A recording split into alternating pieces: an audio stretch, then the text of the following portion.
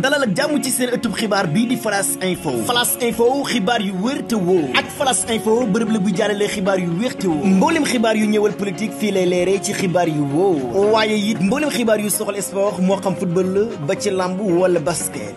des fi waxtaanee mboolem xibaar yu ñëwal people moo xam tendance la lépp ci sunu société la ñu fi waxtaanee fii xibaar yu ñëwal justice ci sunu réew. Flash Info xibaar yu wér te wóor.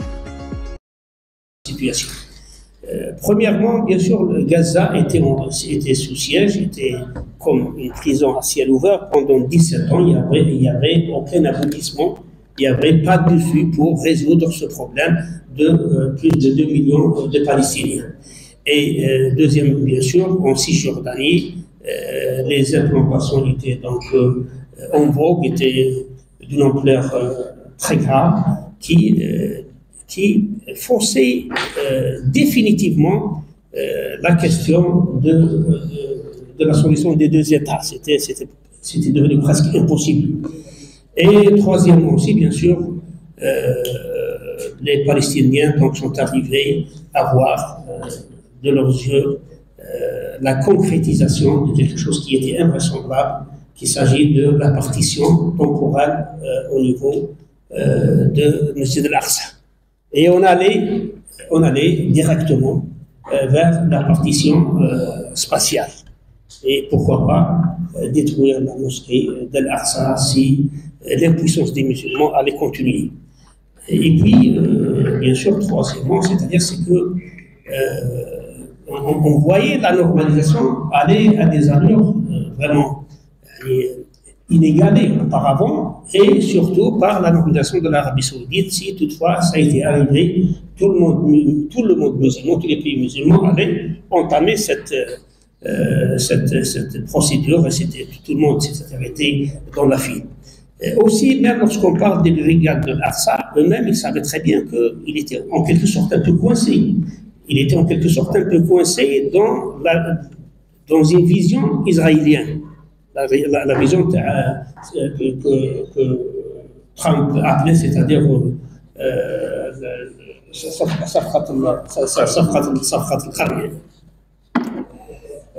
c'est-à-dire que Gaza allait devenir une partie de la solution israélienne. C'est-à-dire le pays alternatif, c'est Gaza et une partie de Sinaï. Donc lorsque les brigades d'Al-Aqsa se trouvaient comme une armée d'une partie de la Palestine comme étant une alternative à la nation palestinienne, au pays palestinien, à ce moment-là, il faut bouger. Sinon, on est en train d'œuvrer pour la stratégie des Israéliens. C'est pour cela que la résistance donc, a choisi de faire cet acte historique, inégalé, jamais vu auparavant, et ça a donné des résultats extraordinaires. Et je peux vous dire directement, sans hésitation, que la guerre est gagnée avant qu'elle se termine. On voit clairement avec nos yeux. Premièrement, la chose essentielle qui a été acquise, et sur laquelle il faut beaucoup insister, c'est-à-dire le bouleversement du récit israélien.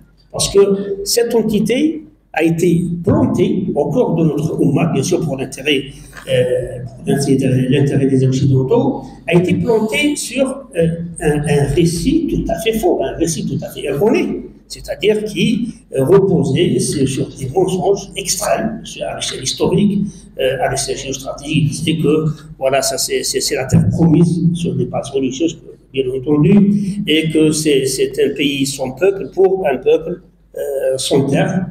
Et aussi que ce peuple juif était persécuté de tous les temps, surtout lors de la Deuxième Guerre mondiale, et que donc il faut le protéger, il faut que toute l'humanité se serre les coudes pour assurer à ce peuple-là une parcelle de terre qui est la Palestine.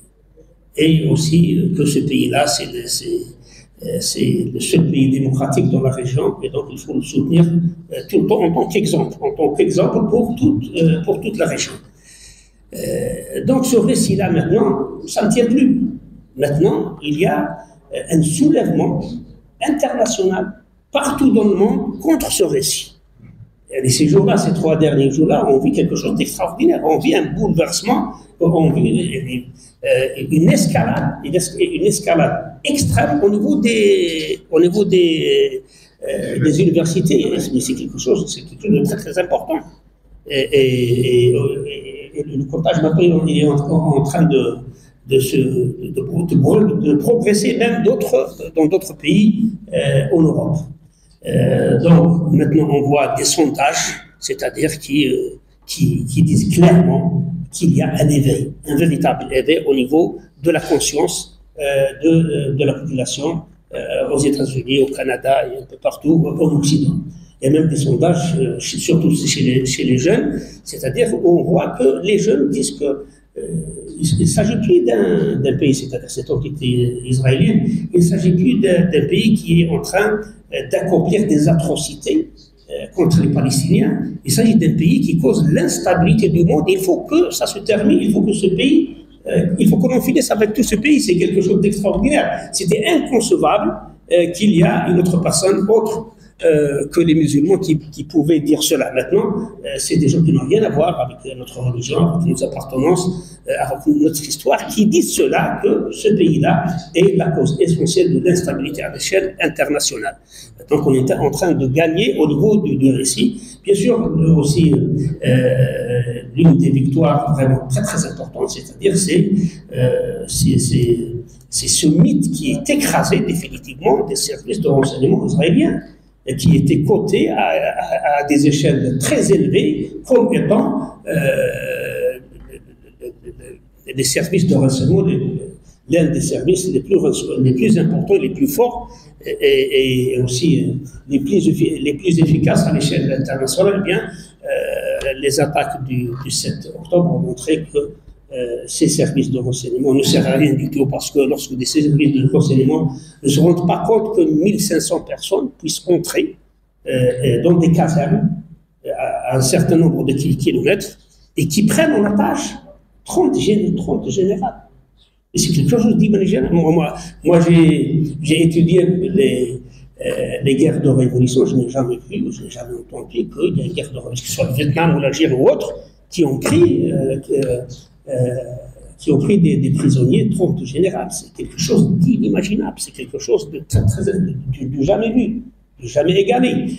Donc, ce mythe-là est mis à plat, et aussi, même, c'est-à-dire l'armée israélienne, parce que ça, lorsqu'on parle de l'armée, il y a l'état-major, c'est-à-dire l'intervention terrestre, jusqu'à maintenant, n'a rien donné, n'a abouti à aucun objectif, des objectifs déclarés par l'armée elle-même, jusqu'à maintenant.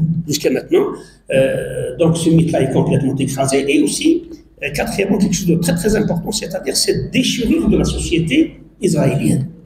Une déchirure totale. Jamais, bien sûr, la société israélienne était déjà engagée dans cette instabilité, à cause des problèmes politiques, des problèmes sociaux et des bouleversements qui sont opérés à cause de l'alliance de Netanyahou avec la droite extrême et tout. Mais Kofal al-Assad donc a approfondi ces bouleversements et ces déchirures au niveau de la société israélienne, partout dans la rue, dans le gouvernement, au niveau du Knesset, au niveau de l'armée, partout, dans tous les maillons, dans tous les échelles de la société et de l'État. La situation elle est vraiment très désagréable pour les Israéliens. Et aussi, on peut parler aussi de la normalisation le procédé de normalisation qui s'est arrêté et qui est devenu quelque chose d'inconcevable dans les consciences même de beaucoup de gouvernements. C'est-à-dire même s'ils sont toujours convaincus de continuer dans la normalisation, mais l'opinion maintenant générale ne le permet pas. Donc je ne peux pas dire que la normalisation s'est terminée définitivement, ça dépendra des résultats, de cette grande guerrerie, mais au moins elle est en net retrait. On peut parler de beaucoup d'acquis, de beaucoup de gains de cette grande guerre, et nous pensons que nous sommes dans un processus décolonisation totale. On est engagé dans ce processus-là. Et en quelque sorte, c'est-à-dire c'est semblable à des actions qui ont été exécutées par des grandes guerres de révolution. Je peux citer deux au moins pour terminer. Il y a par exemple le soulèvement de résistance en Vietnam, je pense en 1968, qui s'appelait les attaques de toutes. Les attaques de toutes, lorsqu'on étudie, c'est-à-dire cet événement, c'est exactement le même. C'est-à-dire c'est un certain nombre de résistants qui avaient planifié dans des circonstances bien déterminées, qui sont semblables à ce qui s'est passé à Gaza, et puis, c'est-à-dire ils ont pu, c'est-à-dire faire ébranler la situation, c'est-à-dire parce qu'avant tout, c'était comme la question palestinienne, les Vietnamiens ressentaient qu'il était en train de vivre un certain marasme au niveau de la résistance, que tout allait arrêter, et donc il faut qu'il y ait un sursaut. Il faut faire quelque chose pour changer complètement la donne, et ça a réussi. Bien sûr, les événements de tout n'ont pas permis directement à la libération et à l'indépendance, mais les Américains, à ce moment-là, dès l'année prochaine, ils ont dit que ces attaques-là vont terminer la colonisation. Et ça a été fait après quelques années, je pense 4 ou 5 années, les Vietnamiens donc, se sont livrés. Et en Algérie, on a fait la même chose. Ça s'appelle les événements du 20 août.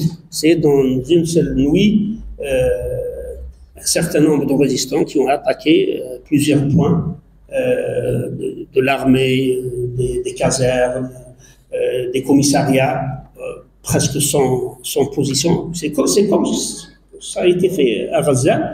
Et il y a eu, comme au Vietnam aussi, c'est-à-dire il y a eu une réaction des colonisateurs extrêmes, c'est-à-dire il y a eu beaucoup de massacres, il y a eu beaucoup de tueries, des enfants, des personnes âgées, que ce soit en Algérie ou au Vietnam, mais avec le temps, tout le monde est devenu conscient que les attaques de 20 août, ce sont ces attaques-là qui ont mené vers la libération après quelques années. Donc nous sommes très confiants que ces attaques-là, les attaques de Tofan Aqsa, c'est des attaques qui ne ressemblent pas aux autres guerres entre Gaza et Israël. C'est des attaques qui sont en train de nous mener directement vers l'indépendance et vers la libération de Masjid al-Aqsa et de toute la Palestine, Inch'Allah.